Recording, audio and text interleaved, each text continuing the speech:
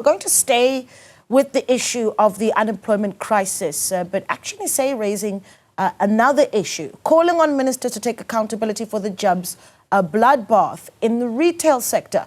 It comes after a localization support funds report highlighted the impact of Chinese e-commerce retailers such as Shein and Temu on the country's retail sector. The party's Member of Parliament, Beesley, is with us to give us some more. Alan, good evening to you. Thank you so much for joining us. Not a great day for South Africans as we continue to talk about unemployment in the country, and then you focus specifically on one particular sector, not just jobs that we've lost, but potential money that could have made a big difference to the economy of South Africa. Maybe let's start from the beginning.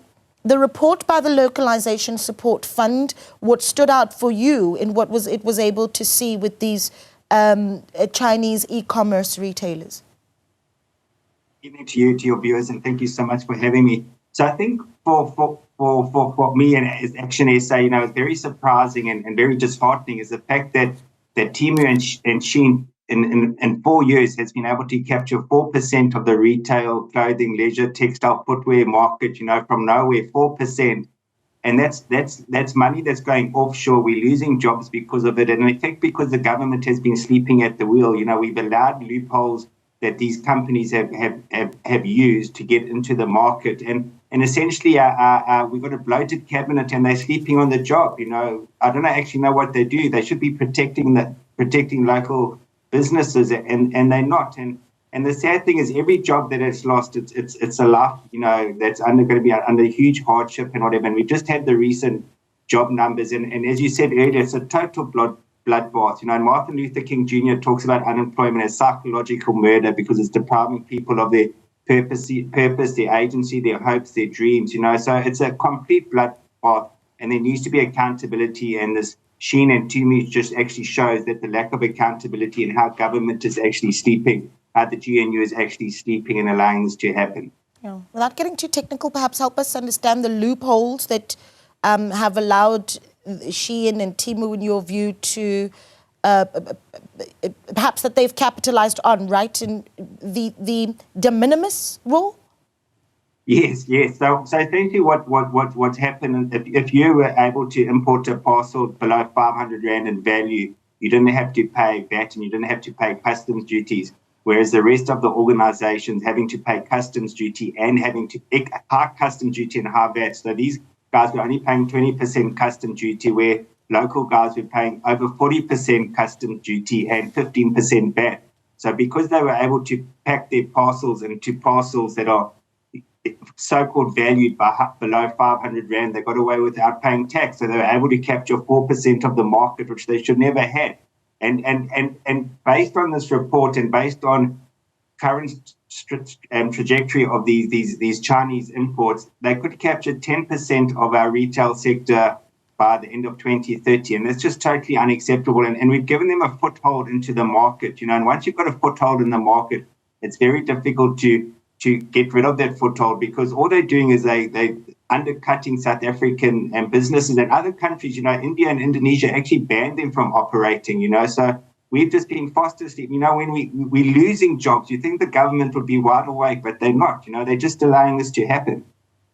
Yeah, the true cost over the past 4 years, as you say, to jobs, local producers. Yeah, I think let's go through that data, right? What you understand is the greatest loss that we've had over the past 4 years if we look at the numbers. That's essentially, we've lost 8,000 jobs, and in the greater number of schemes, it's not massive. But I think the concern is behind those 8,000 jobs is 8,000 individuals, and every little sector that we're losing adds up, and that's how we get to the 380,000 jobs that we lost in the first 6 months of this year. So every little sector is vitally important. And the thing is, once you lose a manufacturing job, it's very difficult to get it back again, because machines get mothballed. You don't keep up to date with technology, so it's very difficult to go. And our manufacturing sector in our country is under huge pressure. And the thing with the Chinese imports is the money gets taken out of the country. So we're losing jobs, we're losing the sales. And when money gets taken, there's less money in the economy. So the economy is going to keep on shrinking. But our big concern as ActionSA is if government is not proactive in this, it's going to continue growing. And next year when you interview me, it's not going to be 4%, it's going to be 5%, and it's going to keep on going. So government needs to wake up and needs to take urgent action against these Chinese imports. Yeah, tell me more about the call to action then by ActionSA. You're asking for some members of cabinet to appear before Parliament? Well, they must do. I mean, the biggest problem in government, and I've been in Parliament for 1 year now, is just the lack of accountability. You know, we got a bloated cabinet. They spend their whole life flying around the world, but not one of them have signed a performance contract. So the Minister of DTRC, he's bemoaning the tariffs, he's bemoaning this, he's bemoaning that.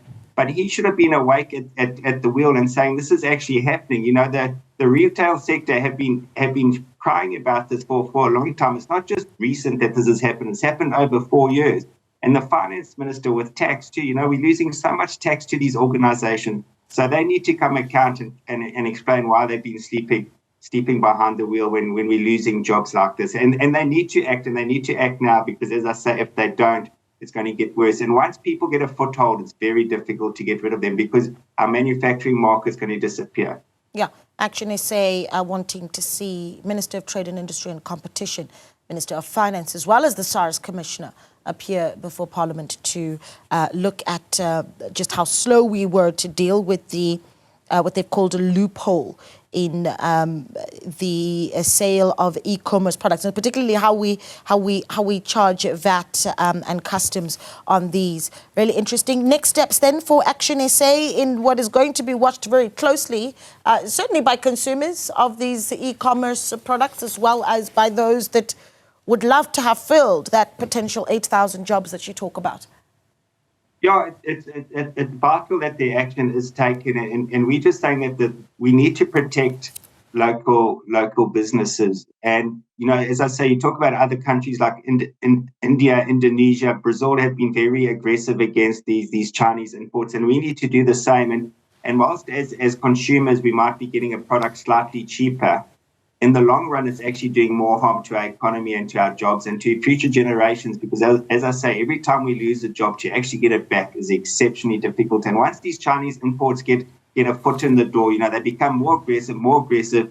And just now we won't have any local manufacturing in the textile sector anymore. And then we can only blame those in charge. And the thing is that really gets to me is there's no consequences to the Minister of DTRC. You know, he still has his blue light, he still has his perks, he still gets his salary, and we're having this bloodbath at the moment, and there are real consequences to people out there, but there aren't consequences to this bloated cabinet of ministers and deputy ministers. There's so many, there's just a lack of accountability, there's no responsibility, but ordinary citizens are paying the price for this. Yeah. Alan, let's quickly get some responses, though, from our viewers. So we've got Victor, who's called in from Tembisa, as we continue to look at the unemployment numbers that have come out today from Stats SA. Victor, good evening. Thank you so much for calling. Thank you, ma'am. How are you? I'm so well, sir. Talk to us, please. Yes, I'm saying government can do more in terms of creating jobs, because government is the enabler in terms of job creation. Number one, if government can make sure that all the spaza shops across the country, from Cape to Limpopo, then they are being monitored, whether they serve good quality food that are not expired, then it meaning they can create jobs by appointing or employing inspectors in food sector, health sector, all the sectors that you may think of. There are a lot of loopholes whereby people from wherever they come from in the country, then they are abusing the space that is left untouched, because government is no longer there. Even the schools now, they are no longer being monitored or inspectors like before. During our days, we used to see inspectors every week at schools, so that they come to inspect the schools and inspect the teachers and the learning methodology. But nowadays, they come maybe 3 months or whenever they think of coming. Now, those are the loopholes where government can come in and bring a lot of people, and especially youth who have qualifications. Yeah. Because those youth can be able to add more value and maybe make a direction. Yeah. Victor, thank you so much for your contribution. Victor and Tembisa, they're saying, well, here's an opportunity. We've got loopholes, quality control in the foods and services that we give to people in our communities. That's where we need to be looking. We've got some WhatsApps as well from our viewers. Let's put those up on the screen. Kumbuza Kele says, the answer lies in entrepreneurial focus, easy access to finance. SMMEs are the growth engine in any country. Funding social entrepreneurs and other small businesses is where there will be a positive impact. Kumbuza, thank you so much for that. Ronald says the unemployment rate was expected to increase in our growing economy. We cannot keep doing the same thing and expecting different results. We should capacitate the job seekers with skills demanded by the current economy. CETAs must be used efficiently. Ronald, appreciate your views.